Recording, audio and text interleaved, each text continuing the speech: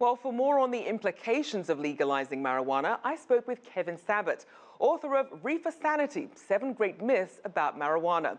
He's also the president of Smart Approaches to Marijuana and director of the Drug Institute at the University of Florida. I began by asking him if more states will consider legalization in the mid to long term. Well, what's interesting is that there's a massive global industry, just like the global tobacco industry or the pharmaceutical industry, and they see big bucks. They want to make money. This is really all about money. And as someone working in public health, many of us are worried about the impact of basically an industry that relies on increased use for profit. And, obviously California was a big victory for them. Of course, anyone has been to California in 20 years knows that really anybody with a pulse can get marijuana there, whether it was going to be medical, legal, or not. But this is really about an industry grab, because if you look at the regulations and how they wrote them, they're very pro-industry friendly. So it'll be interesting to see how this plays out. And speaking of the size of the industry, we saw that ArcView Market Research estimates that the total annual sales of legal marijuana just in the US will reach $21.8 billion by the year 2020. And for context, that's more revenue than the NFL brings in. So just how much bigger can the legal marijuana market get?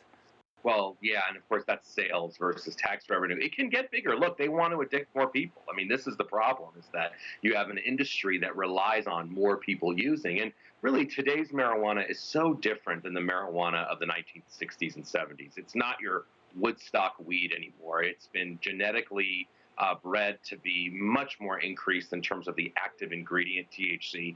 And what we're worried about is that there's an industry that's actually going to be selling gummy bears, lollipops, cookies, candies. This is how the industry is rolling out in the United States so far. And I would say from a public health point of view and a safety point of view, because we're very worried about car crashes and accidents, I think this is a space that we really need to watch, because if an industry is going to be in charge of this, they want to maximize profit. And to do that, they have to addict young people. I think that's something we need to watch. And as you mentioned, you're saying that this is an industry that does rely on more and more use. And according to the World Health Organization, the most rapid growth in cannabis abuse since the 1960s has been North America, Western Europe, and Australia.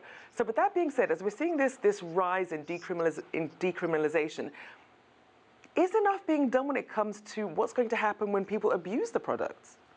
Well, there's not enough being done at all. We need to do more research. The WHO also recently came out with a paper very, very worried about the long-term effects of cannabis on things like learning, education, the workplace, and talking about a competitive global environment. The idea that we would want to sort of increase marijuana use, I think, is going to give headaches to employers, as well as a sort of properly trained workforce, global workforce. And education and mental illness are real issues that we're looking at. Now, in terms of what's really driving this growth, we're seeing obviously there's medicinal use and there's also recreational use. What are the biggest drivers?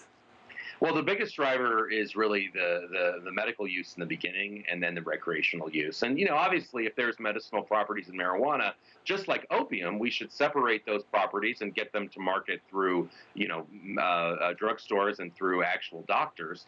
That's different than legalizing. And I think we have to make sure our terms are correct in terms of legalization, decriminalization, and medicalization. Look, I don't think many people want folks in prison for simply using marijuana. We don't want to ruin their lives with an arrest record.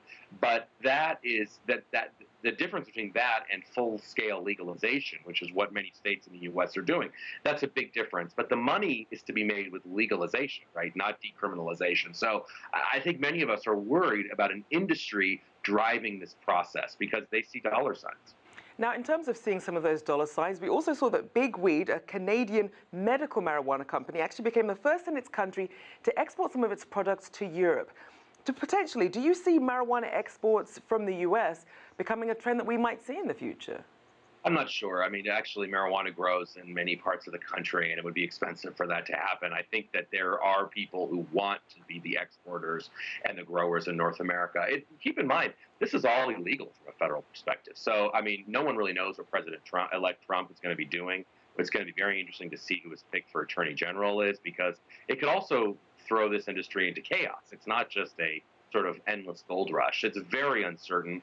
Remember, the international drug law set forth by the United Nations and signed by almost every country in the world still deems all of these drugs illegal. So there's a long way to go, I think, until this fully comes out to the light. And I think if there are as many problems as we're seeing in Colorado is spreading in the other states, it actually might put the brakes on the whole process. What do you think could pose the biggest challenges for the marijuana industry? Well, I think a big challenge is what happens with President-elect Trump, as well as with the other countries in the United Nations regime. I don't think this is something that globally every country is wanting to do. I think, especially with the increased problems in marijuana-related treatment, psychosis, schizophrenia, car accidents, dropping out of school. I think a lot of countries actually think that this is problematic, and maybe they just want to let America be the guinea pigs. It's possible, and see what happens. But, I think there are a lot of challenges. I think we're going to see a backlash to this at some point, like we're seeing a backlash to the global tobacco movement. It may take some time, but I think we will be seeing that.